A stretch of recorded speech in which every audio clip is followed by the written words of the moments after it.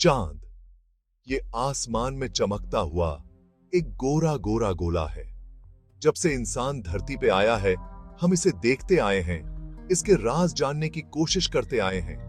चांद हमारा सबसे नजदीकी आसमानी पड़ोसी है।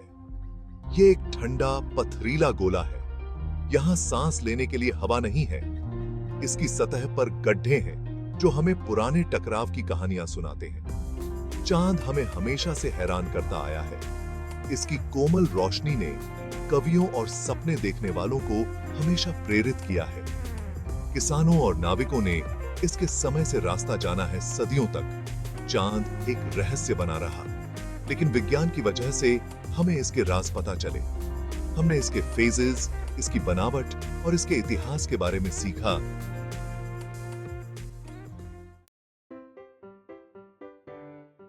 चांद का अपना कोई प्रकाश नहीं है।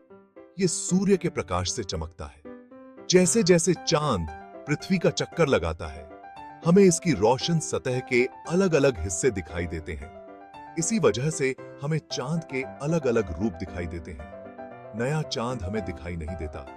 ऐसा तब होता है जब चांद सूर्य और पृथ्वी के बीच में होता है। इसे वैक्सिंग क्रेसेंट मून कहते हैं। पहली तिमाही में चांद आधा रोशन दिखाई देता है। वैक्सिंग गिबस मून हर रात बड़ा होता जाता है। फिर हमें पूर्णिमा का चांद दिखता है। चांद का पूरा चेहरा सूर्य के प्रकाश से नहाया हुआ होता है। इसे वेनिंग गिबस मून कहते हैं। आखिरी तिमाही में चांद फिर से आधा रोशन दिखाई देता है। अंत में चांद गायब होने से पहले एक पतले क्रेसेंट में बदल जाता है। प्राचीन काल में लोग चांद को देखकर हैरान होते थे। उनके पास इसकी उपस्थिति को समझाने के लिए कहानियां और किंवदंतियां थीं। कई संस्कृतियों में चांद को एक व्यक्ति माना जाता था। यह एक देवता या देवी थी। प्राचीन यूनानियों के पास आर्टेमिस थी, जो कि शिकार की देवी थी। उसे अक्सर अपने सिर पर एक अर्धचंद्र के साथ दर्शाया जाता था। रोमनों के पास लूना थी, जो कि चांद की देवी थी।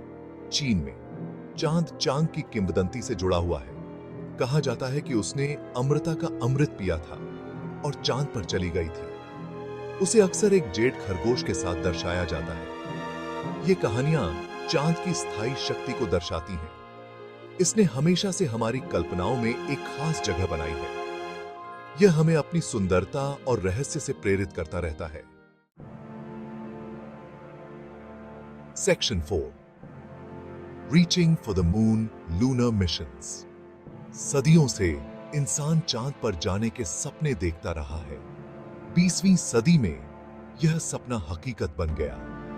1969 में अपोलो 11 मिशन ने पहले इंसानों को चांद पर उतारा।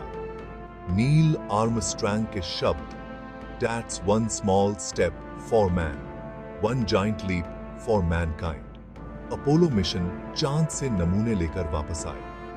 हाल ही में भारत के चंद्रयान मिशन और चीन के चांग मिशन ने महत्वपूर्ण खोजें की हैं। उन्हें चांद पर पानी की बर्फ के सबूत मिले हैं। Section 5, observing the moon, a telescopes tell. चांद को एक्सप्लोर करने के लिए आपको एस्ट्रोनॉट बनने की जरूरत नहीं है। आप अपने खुद के चंद्र साहसिक कार्य की शुरुआत एक टेलीस्कोप से कर सकते हैं। यहां तक कि एक बेसिक टेलीस्कोप भी चंद्र सतह के अद्भुत विवरणों को प्रकट कर सकता है। गड्ढे, पहाड़ और घाटियों को देखें। उन परछाइयों को देखें जो चांद के रूपों के साथ बदलती रहती हैं।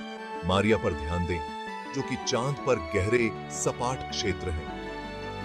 चंद्र सुविधाओं की पहचान करने में आपकी मदद करने के लिए कई संसाधन उपलब्ध हैं। एक चंद्र मानचित्र या एक मोबाइल ऐप का उपयोग करें। एक स्थानीय खगोल विज्ञान क्लब में शामिल हों और अनुभवी पर्यवेक्षकों से सीखें। एक टेलीस्कोप के माध्यम से चांद को देखना एक अद्भुत अनुभव है। यह आपको एक व्यक्तिगत और सार्थक तरीके से ब्रह्मांड से जुड़ने की अनुमति देता है। Section 6, the moon's enduring influence. ज्वार पर इसके प्रभाव से लेकर हमारी सांस्कृतिक कथाओं में इसकी भूमिका तक, चांद हमारे जीवन को आकार देता रहता है। यह एक ऐसा आकाशीय साथी है जो शुरुआत से ही हमारे साथ है। जैसे जैसे हम चांद को एक्सप्लोर करते रहेंगे, हमें और भी अद्भुत खोजें होती रहेंगी।